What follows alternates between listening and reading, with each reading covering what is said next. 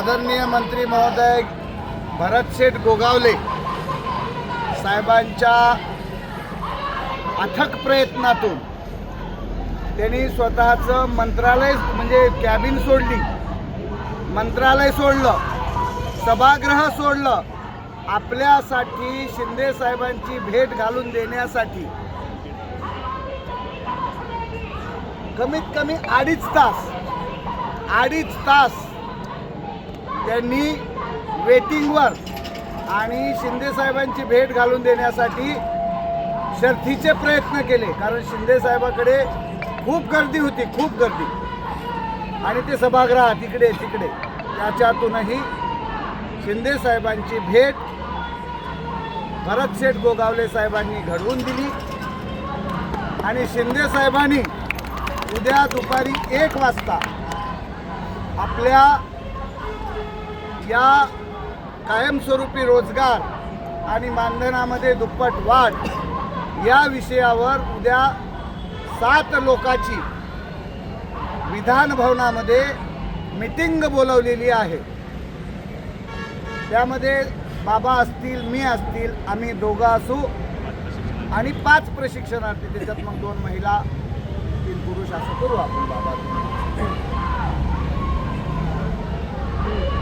शिंदे साहेबांना आपण सांगितलंय की तुमच्या काळातली ही योजना आहे आणि ही तुमच्या काळातली योजना बंद होता कामा नये आणि तुमच्या काळातली योजना आम्ही बंद होऊ देणार नाही आणि त्यासाठी तुम्ही काळजीपूर्वक ह्या गोष्टीला हे केलं पाहिजे. तर त्यांनी जरा सकारात्मक आपल्याला प्रतिसाद दिलेला आहे. त्यामुळं मी आपल्या माध्यमातून या यूट्यूबवाले जे कुणी असतील महाराष्ट्रातल्या युवा प्रशिक्षणार्थी युवक आणि युवतींना आवाहन करतो, आपली संख्या जर वाढली तर 14 तारखेपर्यंत आपला काहीतरी चांगला निर्णय होऊ शकतो.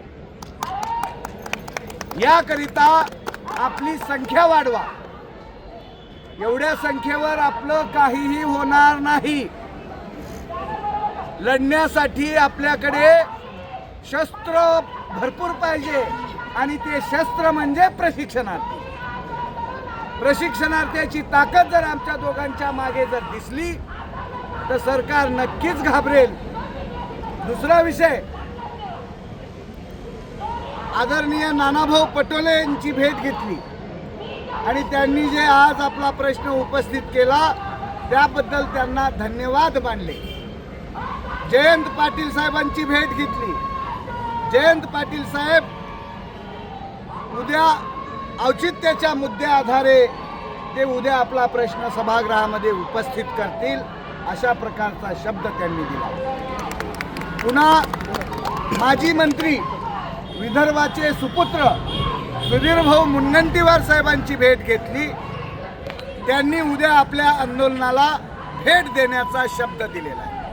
भाजपाचे नेते विरोधी पक्ष सक्षमपणे राज्य सरकारचे वाभाडे काढत नाही, पण मागचं पावसाळी अधिवेशन जर कोण गाजवलं असेल, सरकारला जर कोण भंडावून सोडला असेल तर ते सुधीरभाऊ मुनगंटीवारनी सोडलेला आहे आणि तो विषय आज आम्ही त्यांना मांडलेला आहे. त्यांनी देवेंद्र फडणवीस बद्दल अत्यंत नाराजी व्यक्त केलेली आहे. बरोबर आहे निलेश सर? आणि त्यांचा मी लाडका कार्यकर्ता आहे. कसं आहे सर, बरोबर आहे का नाही? कारण सुधीर भाऊचा मी लाडका कार्यकर्ता आहे, पण आता ते मंत्रिपदावर नाही. चांगल्या माणसाला जरा बाजूला सारलं जातं, त्याच्यामध्ये जरा थोडासा, पण त्यांची मला आपल्याला उद्या भेट होईल, तेही आपल्याला मदत करतील. आता बाकी बऱ्याच लोकांच्या भेटी घेतल्यात आम्ही. आज आपल्या साधारण नंतर कुणी आमदार आले का? 20 आमदार एकूण 22 आमदारांनी आपल्या भेटी घेतलेल्या आहेत.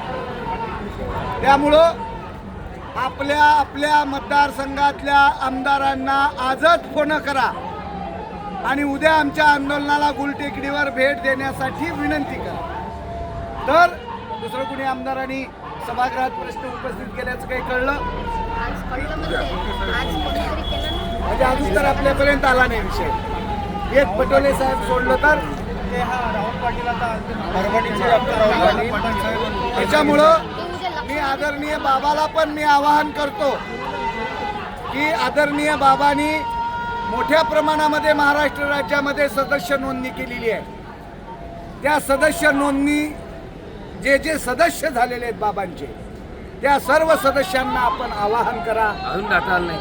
डाटा येईल तेव्हा येईल, पण जे सदस्य झालेत डाटा नंतर गोळा करू आपण. पण आज लढाई चालू असताना हे सैनिक कुठे जाऊन बसलेत? त्या सैनिकांनी मैदानामध्ये उतरण्यासाठीचा आदेश दिला आणि जे सदस्य झाले नाहीत त्या सुद्धा प्रशिक्षणार्थ्यांनी मोठ्या संख्येनं आपल्या या रणभूमीवर उतरलं पाहिजे. यासाठी मी सगळ्यांना विनंती करतो. आपल्या सर्वांचं मनापासून धन्यवाद व्यक्त करतो. आणि विशेषतः नागपूरची मंडळी या ठिकाणी आज 2 ते 3च लोक आहेत. 2च ना? 3रा पण नाही. 10 होते. मग आता नागपूरच्या लोकांनी जरा थोडस जवळल्या जवळ येत असताना दोघांच्या भाकरी रोट्या घेऊन या. हे आपले बाहेरगावाहून आलेल्या लोकांना आम्ही कधीच आयुष्यात स्वयंपाक केला नाही. आणि ते मी संघाचा स्वयंसेवक आहे. 10,000 लोकांचा स्वयंपाक आणि 10,000 लोकांचं जेवण आम्ही 2 तासात गोळा करतो. 2 तासात. अर्धा तास फक्त आम्हाला लागतो लोकांना निरोप द्यायला. काय निरोप? 5 पोळ्या आणि भाजी चटणी द्या. स्वयंसेवकाच्या माध्यमातून सगळ्या घरात सांगतो.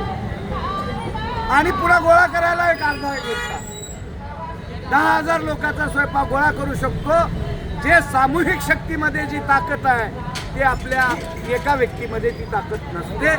म्हणून नागपूरच्या लोकांनी येत असताना किमान 5 लोकांच्या भाकरी चटणी भाजी घेऊन या ठिकाणी यावं आणि आपल्या या बाहेरगावून आलेल्या प्रशिक्षणार्थ्यांच्या भोजनाची व्यवस्था करावी अशा प्रकारचं आवाहन करतो. आणि विशेषतः बाबांचं विशेष अभिनंदन मी का करतो तर बाबांच्या प्रयत्नामुळं आदरणीय मंत्री महोदय भरतसेठ गोगावले साहेब आज आपल्या आंदोलनाला भेट दिले आणि त्यांनी भेट दिल्यामुळं आपणाला बरेच आपण पावलं पुढे सरकतोय. त्यामुळं बाबाचं टाळ्या वाजून स्वागत करतो. त्याच्यामुळं आपण सगळेजण जरा ताकद जर आपली दिसली तर भावानो तुमचं काहीतरी भविष्यभर आहे.